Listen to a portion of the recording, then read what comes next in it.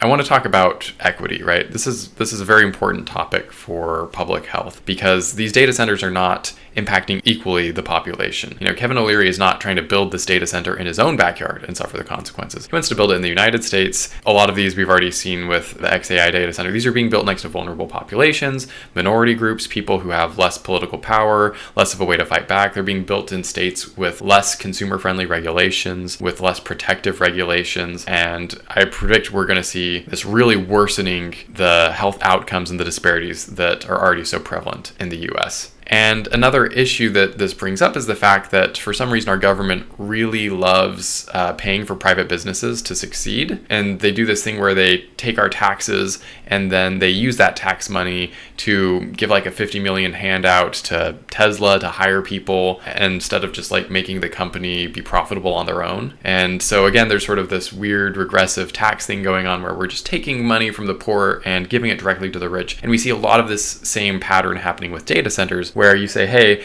this is helping the economy, this is bringing jobs. Well, actually, we're taking money from the poor people so that this can continue to exist. We're giving tax breaks, and so they're actually not paying taxes in a meaningful way. They're not bringing back to the community. We are taking your money and giving it to a private company instead of using it to pay for public services like healthcare. It's kind of a hot topic from the government. Can we afford Medicare and Medicaid? Can we afford food stamps?